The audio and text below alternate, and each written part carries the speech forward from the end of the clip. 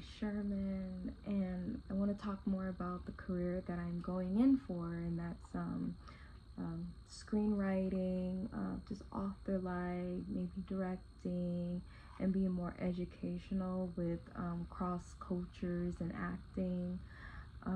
By starting that off, in this speech, I'll share what this career means to me, how I'm preparing for it, and what the future holds for me.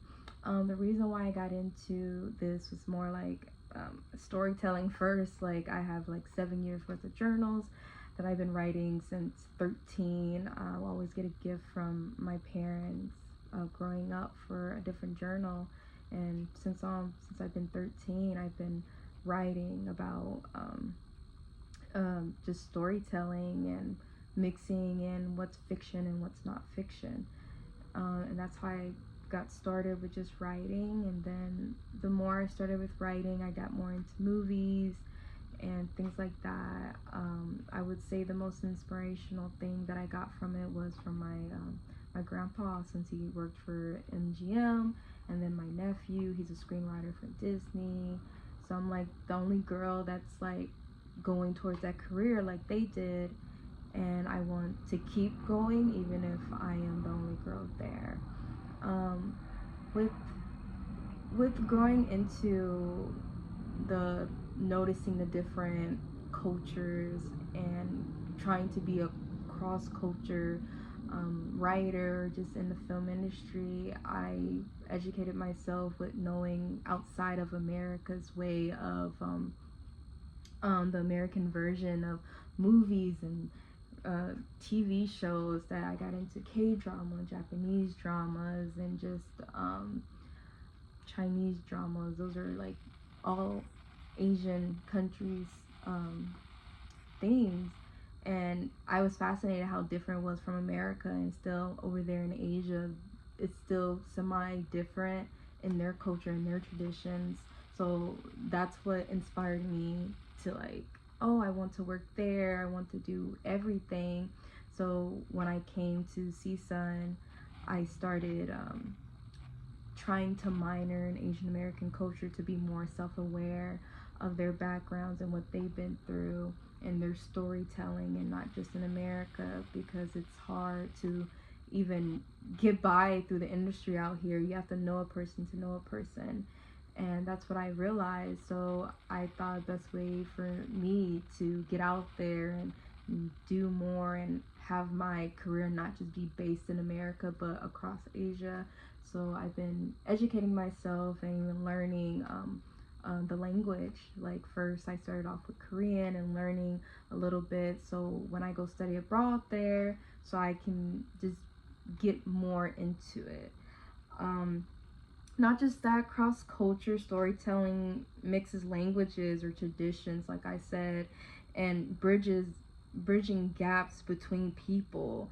I think the speaker Adichie, she talks on TED Talk about the dangers of a single story, talking about stereotypes that are untrue, just incomplete, and robbed of their dignity and identities, reducing cultures to just one perspective.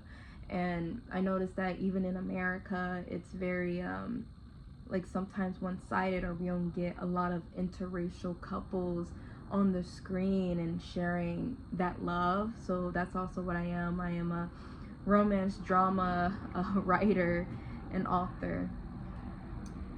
And with that, I know like writing isn't easy, even though I've been doing it since I was 6 years old. I just started with journalism, and then I moved over to storytelling. And with writing well, it takes more than creativity and research and discipline, but it takes like more of a culture understanding and putting yourself out there in someone else's shoes that's not even your culture, and just as well as an emotional intelligence. Like, when you're writing someone's story that's not of your culture, it's nothing wrong with going out and asking people like of that culture, is like, is this right, is this understandable, and is this okay for me to put out? There are also many books to learn about across cultures, of writing of someone of a different race than you.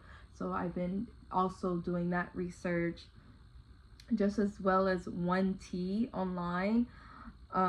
It talks about strong storytelling ability and grammar, reverse and refine of their ideas. As a storyteller, that's what it takes to do so.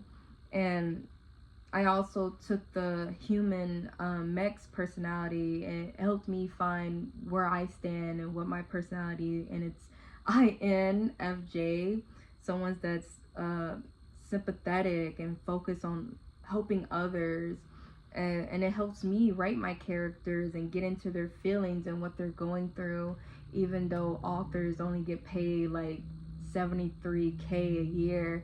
I don't even think it's about just the money, about just being a voice for people that wants to do what I'm doing and seeing the future where I have set for myself. I hope that I can do that and they can look at me and say, oh look, someone wants to do that and it's okay, and despite people being judged on it, even if that judge is negative or so, it's not going to stop me for figuring out what I want to do and enjoying my dream. So hopefully people will see me and understand, like, if she can do it, I can do the same. There's nothing wrong with being open to all cultures, and I hope that people can see that. Thank you.